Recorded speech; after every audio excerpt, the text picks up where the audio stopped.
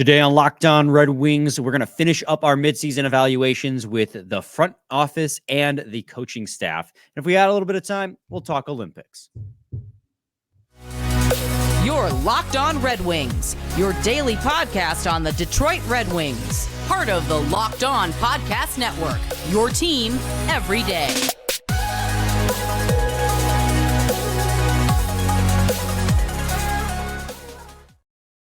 Welcome back to the Locked On Red Wings podcast. We are your hosts, Brian Fisher and Scotty Bentley. I'm a podcast producer for the Daily J, a WWJ News Radio podcast. Well, Scotty's just over at Locked On Tigers, as well as a freelance journalist for the Detroit News. And today's episode is brought to you by Game Time. Download the Game Time app, create an account, and use code LOCKEDON for $20 off your first purchase. Scotty, first of all, happy Thursday, buddy. Happy Thursday, man. Yeah, how are you? I'm doing good. Much better than yesterday. Same. Super same, yeah. No tension headache. We're good to go. Everything's peachy. But, okay, we're going to finish up our midseason evaluations today. There's not going to be a tier list because we're doing the coaching staff and the front office kind of as a group. And now, granted, when we mostly talk about it, we are mostly going to be focusing on Derek Lalonde and Steve Yzerman. But we talked, and it's really hard to break down exactly how each assistant coach is doing because we don't know how much they influence the product on the ice. It's really the coaching staff as a whole, the front office as a whole, that comes together and gives us the product that we've seen. So from there, that's where we're going to start. And then if we have a little bit of time, we'll do Olympic conversation at the end. But Scotty, with the same grading process that we had for the players, failing expectations, below expectations, meeting, exceeding, and above and beyond, who do you want to start with, front office or coaching staff? Wow. They are, and I feel like they're partly married together too. It's hard to separate the two. Yeah, for sure. I think I want to start with Yzerman and start with the front office. Okay. Because I feel like when talking about preseason expectations, that is there may not be a more black and white moves made or job done, and then immediately like numbers you can look at to quantify the job that was done, right? Even more so than the players, even, right? Like obviously these guys have ebbs and flows throughout and peaks and valleys throughout the season, and we have the great debate about DeBrincat, and he's It's a great producing debate. Right. Well, the other, not between us, but between the fan base, really. Yeah. He's performing, but he's not scoring as many goals. Like, where does that fall? With looking at the front office, it is very night and day. Like I said, it's very black and white. It's okay. Well, these are the moves that were made over the summer. This is who was brought in. How has the team been doing? Has the team been doing better or worse after bringing in, what was it, 11 or 12 free agents and trading for Cat, right? I mean, they had this front office had a major overhaul this past summer. So I think that's kind of where I want to start, just because you can almost go move by move. And like we already went player by player, so we don't have to do that, right? That's been the last 2 episodes has kind of been doing that. But you went out and you addressed a lot of areas. You improved the depth scoring a lot. You improved the special teams a lot. You went out and got players specifically to cater to those 2 needs. You got Alex Lyon, who has been, again, one of the biggest bright spots of the team this year. I find it hard to be too upset looking in hindsight at the moves that were made in the summer with where the Wings stand currently. Yeah, I mean, given where the Wings stand currently. That's where we kind of are. Everything that we asked Yzerman to do in the offseason, he went out and did. And, and first and foremost, he got a goal scorer. Not only did he get one goal scorer, he got a plentiful depth goal scoring. We were over the moon. The one areas we were still questioning was the defense and the goaltending. And, it was some unsuspected heroes who have been playing roles like Alex Lyon, like you said. But I mean, when it comes to our expectations going into the season, our expectations for this team was, with all these new acquisitions, to either A, make the playoffs, or B, if you're going to miss, be the final team to miss. Like, we wanted to see that that definite step forward. And without a doubt, halfway through, 50 games in, so a little over halfway through, the Red Wings have seen that step forward. So by our own grading process, it would be a meeting expectations. And that is a good thing. Yzerman has continued to meet our expectations. We wanted this, we are getting it. But I will throw in there that being the general manager of the Detroit Red Wings is more than just being the general manager of the Detroit Red Wings. There were some big time organizational moves that were made at the AHL level. It was the ousting of their head coach and then hiring of Watson, who had the relationship with Derek Lalonde in the ECHL. He was the head coach of the Walleye, now moves to the Grand Rapids Griffins. Sean Horkoff was appointed to be the general manager of the Griffins, as well as being the assistant manager, general manager to Yzerman. That team was really bad last year. And the goal of the Griffins going into this season was to make them play a similar system to the Red Wings so that when these players come to Detroit, they aren't so caught off guard. They already know the system. They know how to play.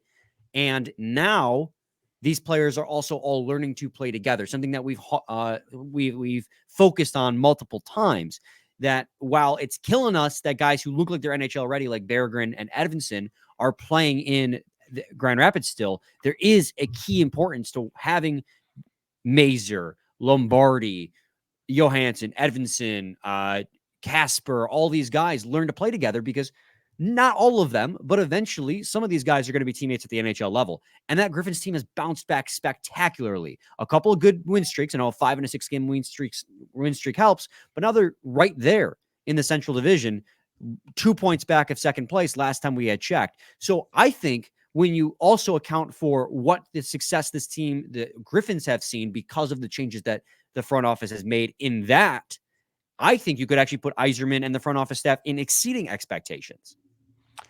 I was going to come on here and argue exceeding. So, and I thought we were actually going to disagree on something when you were like meeting, and then now you're like exceeding. So I guess maybe not, but I think I completely agree with everything you said. And I think player development has taken big steps forward over the last year or so as well. Not that it was really ever bad, but just you're finally starting to see the Yzerman draftees work their way up through the system, I guess is my point. And you're seeing more and more of those, that kind of prospect pool that we've been talking about for a while. But another thing that I think kind of plays into this is, we obviously spent the first part of the show talking so much about the offseason moves and the additions that they made. Patrick Kane was a midseason addition. Do you think that there's not 30 NHL GMs that regret not being more serious in those sweepstakes? Because I promise you, there's a handful after how he's looked this year. Supposedly, he was offered multi-year deals. Without a shadow of a doubt.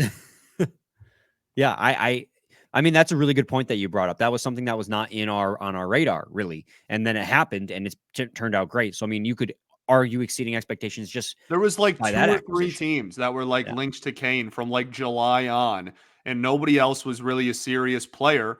And the Wings went out and again, like, we had our reservations about it, right? That's why he was in above and beyond when we did our thing, right? Like, we were especially me, was like very guilty of downplaying the addition and not thinking that he was going to look as good as he did. But I assure you, I promise you that there are a lot of GMs out there that regret not being more serious in those sweepstakes as well. So you can throw that in there, right? A big mid-season edition, obviously organizationally, you just brought up, and then in the most busy offseason we've had in years, and just like the most turnover we've had, right? Like, this was a summer where the Wings took a step in the right direction last year from 2 years ago to last year. They did, and yet they still gutted double-digit players and re-added a ton new.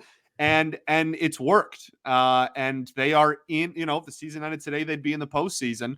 And again, our expectations were to be like kind of one of the better teams to miss the playoffs, I think is what I said, at least. I don't really remember if we came to like one conclusion as a show, but that is, all of those things considered, lead me to be like pretty confident, almost just dropped an F-bomb. I don't know where that came from. Pretty confident about putting him in exceeding, and putting the front office as a whole, I should say, in exceeding. Yeah, I agree. Yep. Just all our expectations for what we wanted this team to do were met. Everything we asked was done. And then, of course, again, like I said, the Griffins thing was a nice, pleasant surprise. So exceeding for sure. Scotty, we got to head to a quick break. When we return, we'll do the coaching staff. So stay tuned for that in segment 2 of Locked On Red Wings. Got to talk to you guys today about Indeed. We're driven by the search for better, but when it comes to hiring, the best way to search for a candidate isn't to search at all. Don't search, match with Indeed. If you need to hire, you need Indeed. Indeed is your matching and hiring platform with over 350 million global monthly visitors, according to Indeed data, and a matching engine that helps you find quality candidates fast. Ditch the busy work. Use Indeed for scheduling, screening, and messaging so you can connect with candidates faster. And Indeed doesn't just help you hire faster. 93% of employers agree Indeed delivers the highest quality matches compared to other job sites, according to a recent Indeed survey. Join more than 3.5 million businesses worldwide that use Indeed to hire a great talent fast.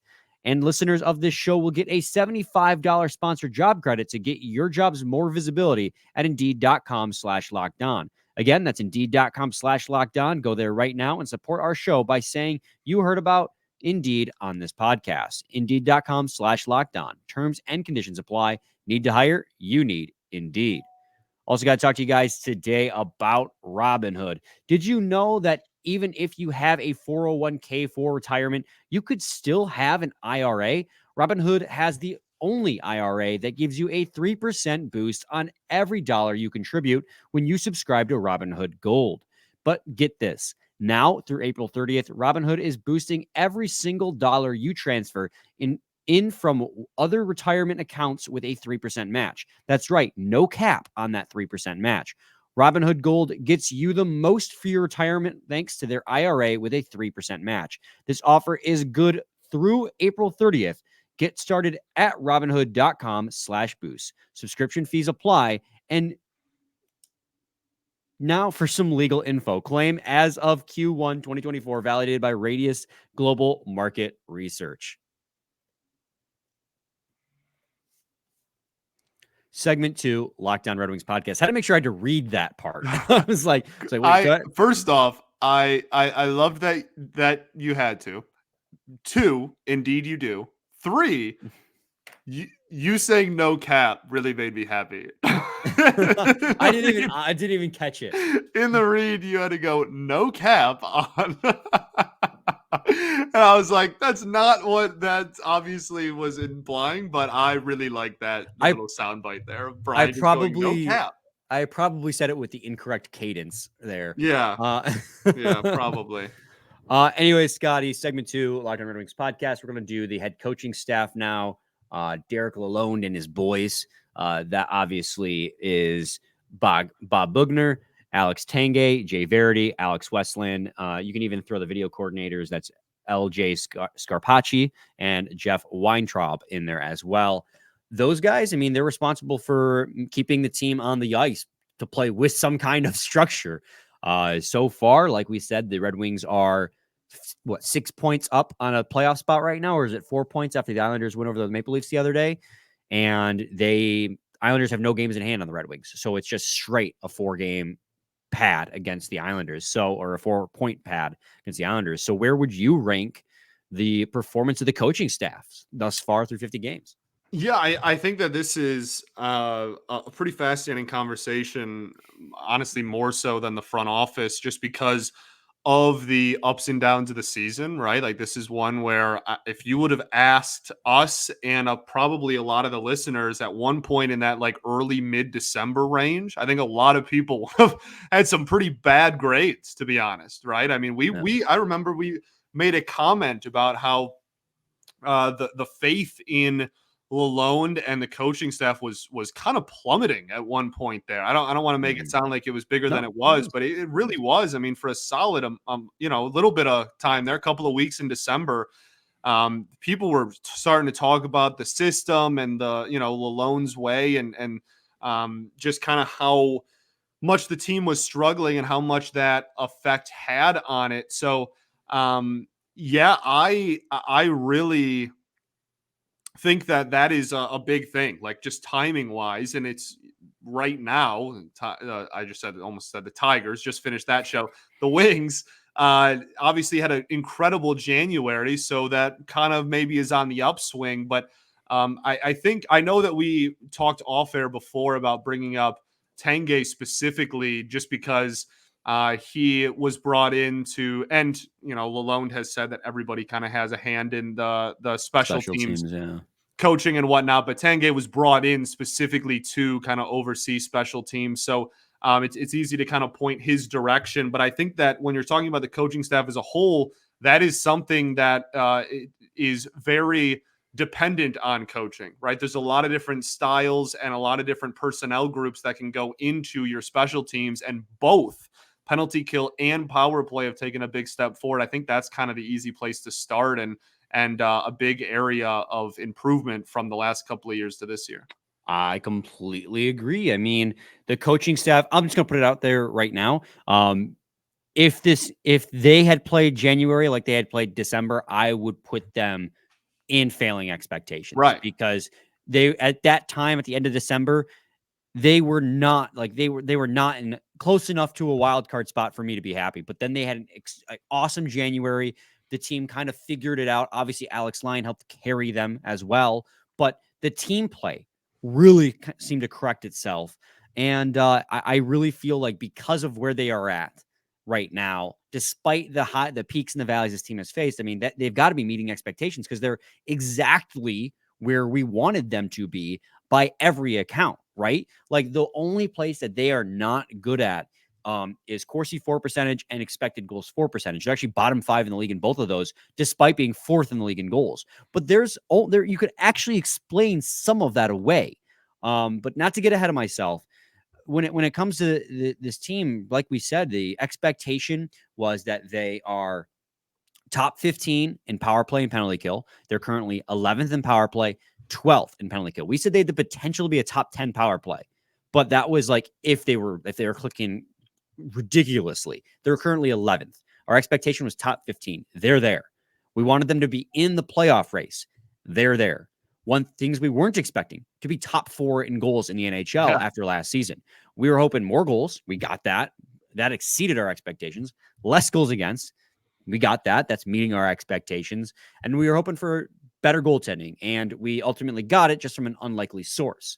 So, I mean, from on a very baseline, this team is meeting expectations by improving in all the required areas enough to be in that conversation. And that's what we wanted.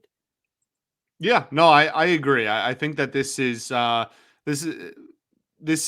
for me, I would say overall on the season, meeting is probably pretty fair, and that's great, because our expectations were to be here and be kind of, at least in the playoff conversation. And right now we're straight up in the playoffs. So it's funny what a month can do. I think is really the biggest takeaway from that. It's unfortunately it's a very large results based kind of analysis and industry, but it's when the special teams specifically has gotten a lot better, the scoring has gotten a lot better. You saw, even let's look at lines, right?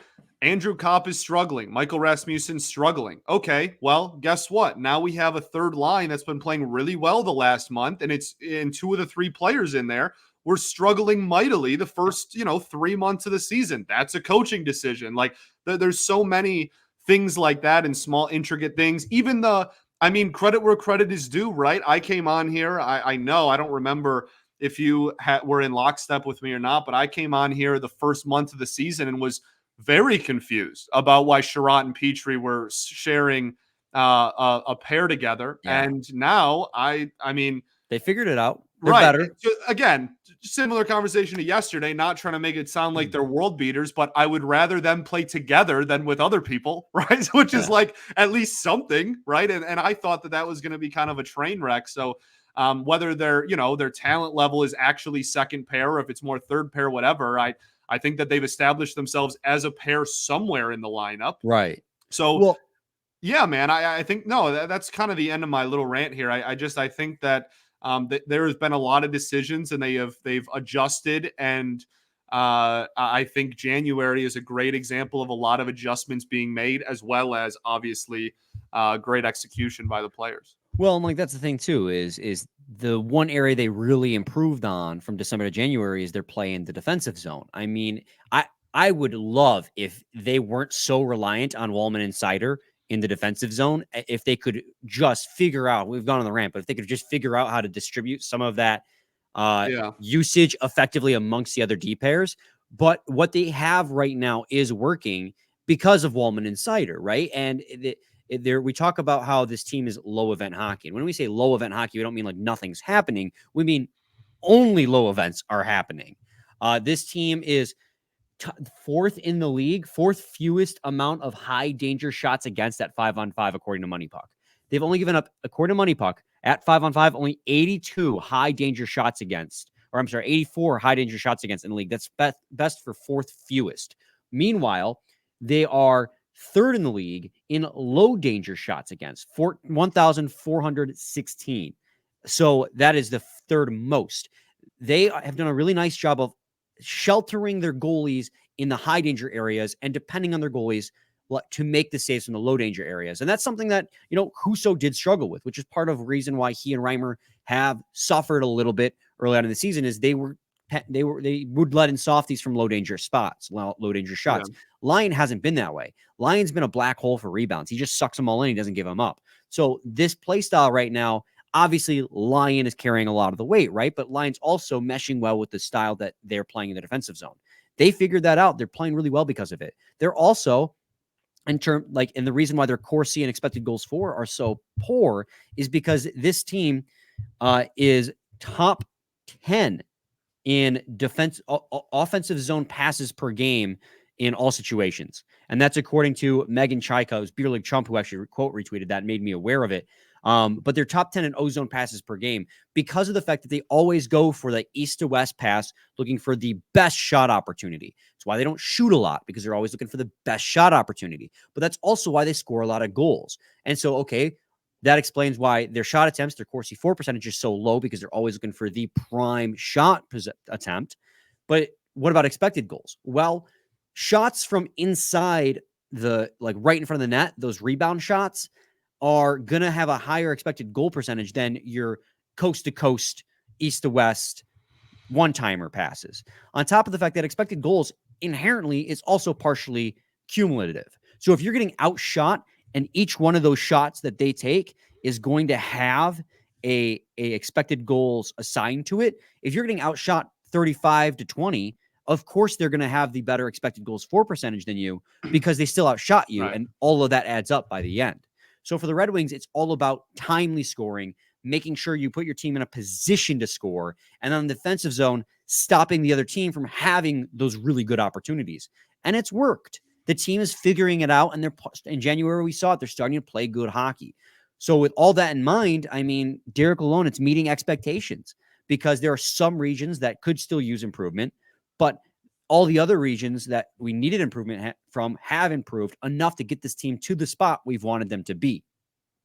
Yeah, no, I don't disagree. Beer League Trump, great follow on Twitter, by the way. Yes. But yeah, I don't disagree. I think that meeting is a fine place given how the season has gone. Like I said, and also as you just reiterated, there is certainly areas that we want to see more improved, but there's a lot of successful coaching decisions and a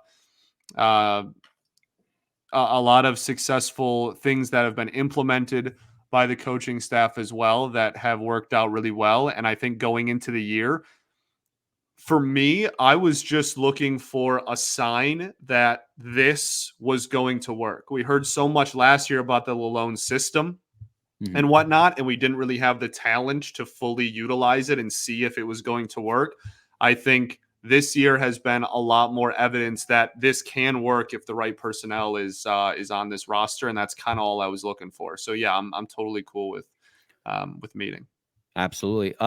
We got to take another quick break, and when we return, we'll just chat a little bit about the Olympics. We're happy that they're back. We are. So stay tuned for that in segment 3 of Locked On Red Wings.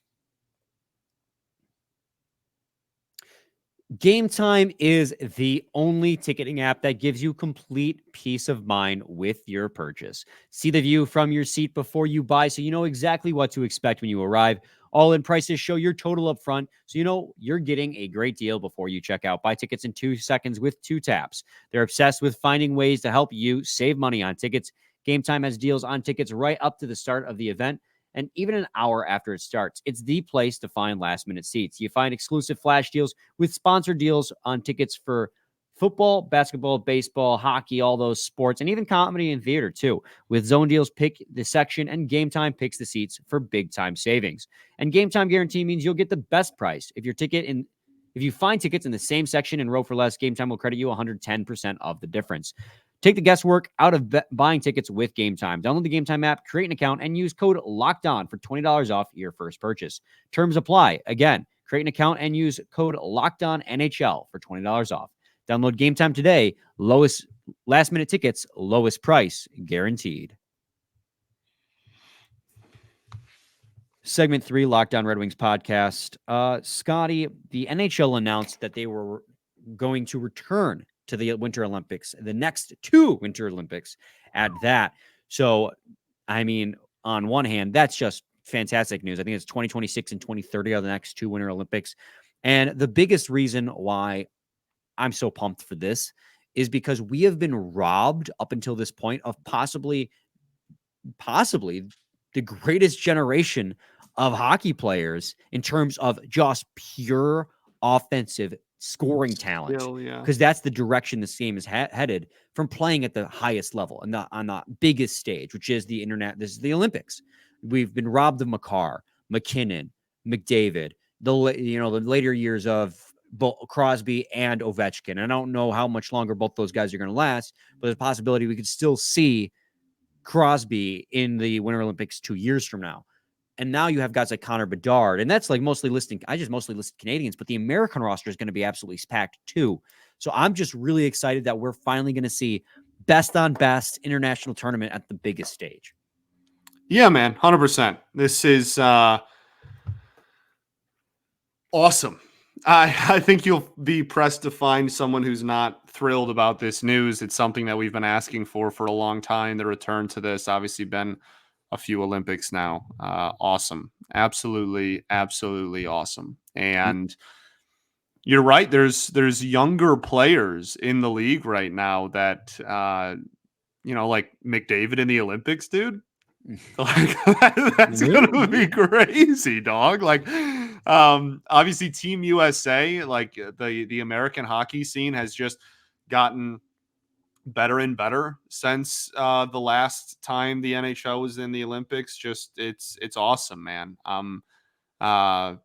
Obviously awesome news. And I mean, yeah, I'm kind of pumped about that's my first thought was like Team USA is nasty, honestly, these days. It's not a bad squad there. Obviously Canada's going to be top dog, but that was kind of my first thought was, dang, like Team USA. Because back in the day, it kind of wasn't. And there was some moments. There was some, TJ Oshie, Captain America. This little thing called the Miracle on Ice. Right, of course. Well, that's pre-NHL players as well, obviously. But yeah,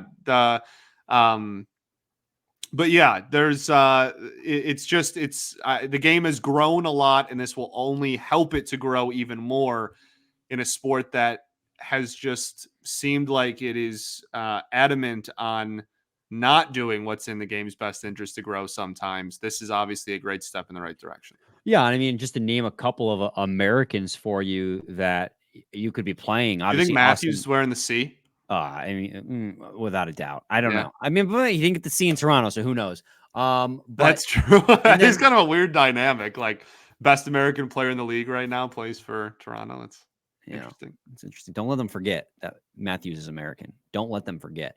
But you obviously have Austin Matthews. Adam Fox is another one. Both the Kachucks. Love them or hate them, both those Kachucks are good hockey players. You have Larkin and DeBrincat, obviously. Guys like Johnny Gaudreau, Charlie McAvoy, Jake Gensel, Kyle Connor, Patrick Kane, if he's still around, who knows? Honestly, that's not a bad candidate for, like, if he's still playing. Yeah. It's not a bad candidate for, like, hey, man, you can play, like, fourth line winger and wear a C, Yeah, Jack Hughes. Quinn Hughes, all the Luke Hughes, Give me all the Hughes, baby. Connor Give me all of Hellebuck in them. net.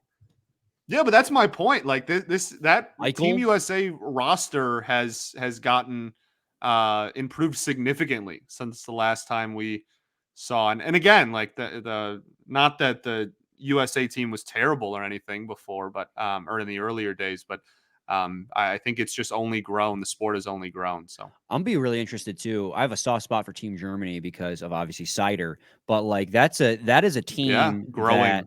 that is a growing market, and they're Yeah. getting more attention because of guys like Stutzla and Cider who have brought focus to the country as a hockey hub, and that's the type of stuff that grows the market. So I'd be really interested to see them. Obviously, Sweden and Finland always huge as well, always competitors. So it's going to be really fun. I'm really glad that they brought the Olympics back. I mean, in terms of it was a shame that they didn't do it. I do understand the NHL's perspective because it's a really intense tournament. Players are giving it their all. It's not like the All-Star game.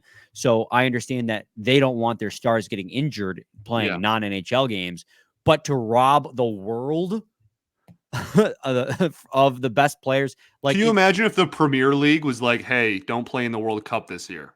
yeah, There'd like be like fires. Like that's like not even on anybody's radar. You know what I mean? Like the last two Olympics of just not having NHL candidates, it just didn't feel real. It felt fraudulent.